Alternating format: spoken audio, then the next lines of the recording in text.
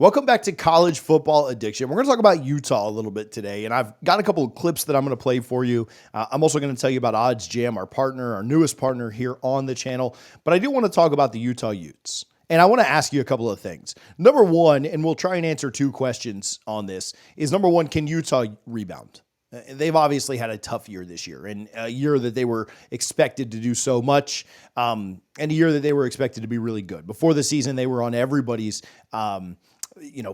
playoff projections. They were supposed to win the Big 12 in their first season back. And so can Utah rebound? Second, does Utah really want to leave the Big 12? I know that people have opined on this and speculated about it, and I want to give you my honest take on them potentially leaving the conference.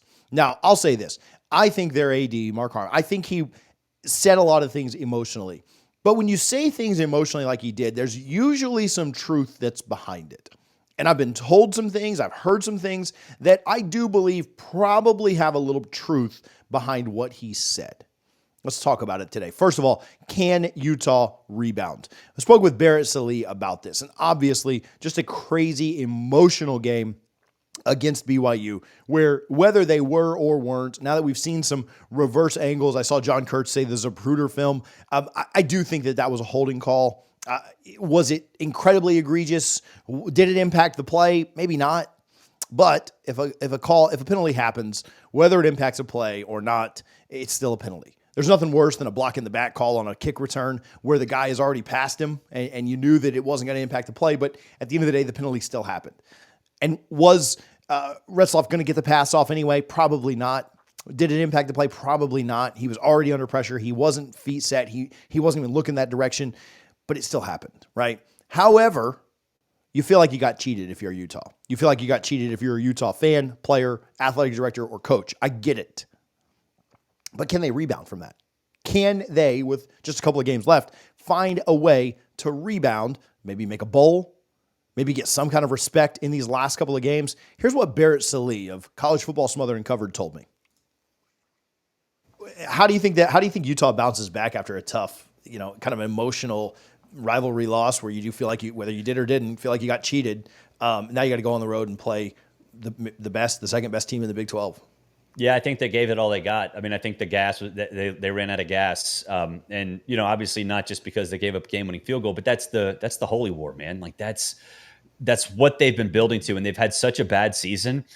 What else can you shoot for other than to not only beat your rival, but essentially ruin what could have been the best season in BYU history? And they almost did it. And to play Colorado a week after that, I know Colorado has, all that hype and all that buzz, but for Utah, none of that matters. BYU mattered. It mattered more than anything else. So it wouldn't surprise me if that team is just gassed. They're emotionally, physically spent after what was just a wild, wild late night game that meant so much more than the outside world projected. When it matters so much inside, and you point to it like Auburn, Alabama, Florida State, Miami, like it means everything. And to have it come crashing down like that is it's demoralizing. It's hard to come back from something like that for players who by and large are all from that state or all are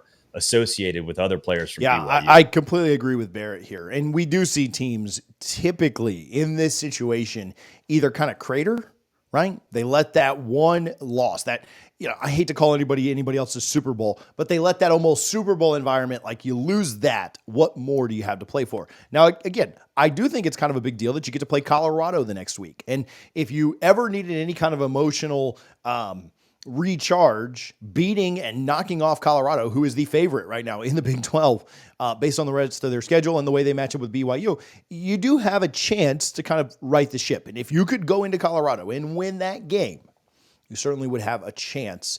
Now, I also want to place a clip from Drake Toll of Locked On Big 12. But first, I do want to give some love to Odds Jam.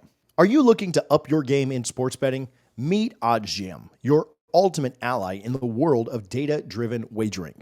With over 260 sportsbook under its belt, OddsJam is the go-to platform for savvy bettors. Here's how it works. OddsJam's arbitrage tool scans the market in real time, spotting differences in betting lines across various sportsbooks. This means you can lock in risk-free profits by betting on both sides of the market. But that's not all.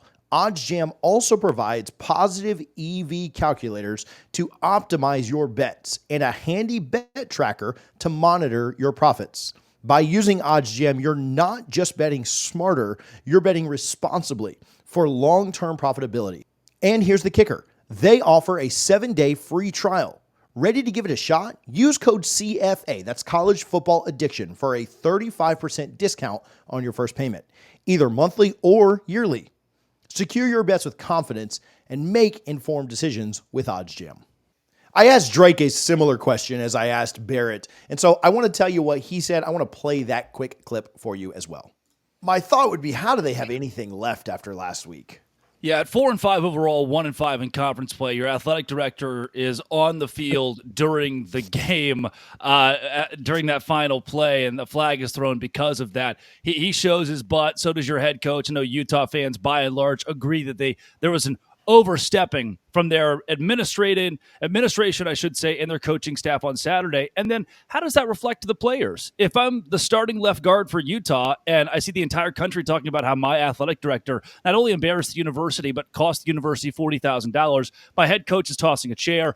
And the reason that Mark Harlan, the AD there, said that he reacted in that way is because he had just come from the locker room where those players were so demoralized that it caused him to lash out in that way. If that's the message your AD is sending, one, we're not happy with the Big 12 right now. Two, my players are so distraught that I need to come on the podium, address the media first, and again, show my butt. That says a lot about a Utah team that was preseason number one in this conference and now can't seem to win a game. They've lost 5 straight in the Big 12. They're now on the road at Colorado. They play Iowa State, who is not playing its best football, but still a very good squad. And UCF, we've seen on an uptrend with their new quarterback addition, Dylan Risk, who's really jumped onto the scene. If you're the Utes, there's a world in which you go 4-8, and there's especially a world in which you go 5-7 and miss a bowl game with what was the best roster in school history preseason. Here's my take on Utah. And Utah fans, I'd love to hear from you in the comments and kind of see what you think about this. But I do think Utah needs a major reset. And they're somewhat going to get that very soon, right? Kyle Whittingham stepping down, Morgan Scalley coming in as the new coach. I also wonder about quarterback for next year. I know that Cam's been there forever. I know that, this is not disparaging to Rising, but are you putting your eggs back into that basket based on what he's given you? If he wanted to come back and play another year, certainly I don't know that you necessarily turn him away, but is it almost time for a complete reset? Is it almost time for that reset to just happen so that you can move on and you can move into a new era where you do have a quarterback that is reliable? Again, Cam's been amazing. Do you want to put all your eggs in that basket of a guy who has not been able to complete a season for you in quite some time?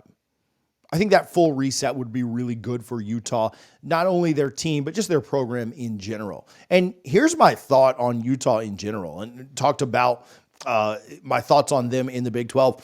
I know this was a really disastrous year, but how quickly can you bounce back? If you were able to go into Boulder and upset Colorado, ruin kind of their miracle or miraculous type season where nobody believed in them and they are just laying waste to the Big 12 at this point. I know they lost the Kansas State game, but if you could do that, could you bounce back quickly this year? Could you get to that bowl game and kind of have a feel-good moment to get to next year? Or let's say you do drop another game. Let's say you're not able to make a bowl game this year. You go 5-7 like Drake alluded to. Is that almost better for you? Now, certainly you'd rather go to a bowl. You'd rather have that positive trajectory into next year. But is it almost better if you can just hit the reset button and start building for 2025 faster? Utah fans are never going to cheer for their team to lose, and neither should anyone else ever. But I almost feel like that could be better for you, that full-on reset. The way that Utah, though, is viewed in the league and talking about, do they actually want to leave the Big 12? Harmon said some things that certainly I think in that moment he wishes he could take back, and he walked some comments back. And, I think there's a bit of truth to that. Based on talking with some people, I do think Utah sees the Big 12, and don't come at me real hard with this, but I think Utah does see the Big 12 as a stepping stone to potentially get into the Power 2 at another point. I do think that Utah thinks of themselves as a program, whether this is right, wrong, or indifferent. I know that the way that they're viewed in the Big 12, some of their fans, some of the way that they do things, certainly Harmon's comments and things that have been said previously, I do think that they think they can get out of the Big 12. I don't necessarily know that their season right now, their disastrous season of so far underperforming expectations is going to be good for them possibly doing that. But I think they view themselves as one of the upper echelon Big 12 teams, though their play on the field has not matched that for sure. And I think they think that they can get into the Big 10. They see or saw the Big 12 as a stepping stone. There's some truth to what Harmon said. He thinks that they can get out. He is pissed. He was mad in that moment. Does it make what he says right? Does he? I don't know. I don't care about any of that. But I think that they are looking to leave the Big 12. Is that going to happen this offseason? No, I don't think so. I think we all kind of know what the next couple of teams in conference realignment movement probably are. I think that's probably looking at some of the big players in the ACC, whether that's Clemson, North Carolina, Florida State, Miami, whomever. But I do think that ultimately there's always some truth when people come out and say things like that. And that was very much a heat of the moment comment, not being very happy, wishing that they hadn't been in the Big 12. I get it. But it was heat of the moment in one way, but it was also not heat of the moment. He had time after the game. That wasn't a post-game interview where somebody stuck a mic in his face. He had time to go to the locker room. He had time to see the players. He had time to see the team. He had time to walk over to the press conference and still made those comments. And so I do believe there's truth to it. I've spoken with some people. We've certainly covered conference realignment a ton on this channel. And if you're new here, make sure you hit that subscribe button because we'll have a ton of that type of content in the offseason. But I think there's truth to the fact that he wants to leave the Big 12. Do they have a landing spot? Can they get into the Big 10 or the SEC? SEC, I think, is a little less likely. But can they get there? That's probably a different video for a different day. But I do think they want to leave the Big 12. I don't think they want to be there long term. You could say, oh, it was a heat of the moment. He didn't mean to say that. He didn't mean it, this, that, the other, whatever. I'm not so sure about that. I'm pretty sure he did mean it. And is it realistic right now? Probably not. Was it the smartest thing to say right now? Probably not. But I do think there's some truth to it. And it wouldn't surprise me if they continue to angle to leave behind the scenes and try and get out of the Big 12. How successful will they be? I don't know. Is that a good look for them? Will they be viewed any differently by the rest of the Big 12? I don't think that they're quite on the ire of the Texas level of Big 12 opposing teams and fans hating them. I'm not going to put them on that level, but who's the most disliked team right now in the Big 12? Big 12 fans that may be watching this, non-Utah fans, who is the most disliked team or program, right? Maybe Colorado is up there, right? Maybe people don't like Colorado because of completely different things, not necessarily just the way they are. I think people don't like Colorado for other reasons, and that's fine. That's fair. I'd have Colorado up there for sure, for a team. If Coach Prime wasn't there, if Shador wasn't there, if Travis wasn't there, if they weren't cocky or celebrating a ton, Colorado, nobody would really care that much. Nobody hates on Colorado as a program. But I do think that people do hate on Utah as a program because of the way that they kind of have a certain air about them. And maybe that's justified. They've been a really good team and program for a long time. But I do think there's some truth to what Harbin's saying. I'd love to know your thoughts. I'd love to chat with you about this. Hit the comments down below and let's talk about it. Again, what are your thoughts on a bounce back? And what are your thoughts long-term on Utah being in the Big 12? Appreciate you guys again for tuning in. Would love to know your thoughts. Where am I off base on this, Utah fans? Where am I spot on? Am I wrong about everything? I'm here for it, man. I'm here. This is an outsider looking at it and kind of giving you my take. I appreciate Odds Jam for their support. As always, we'll talk to you guys soon here on College Football Addiction.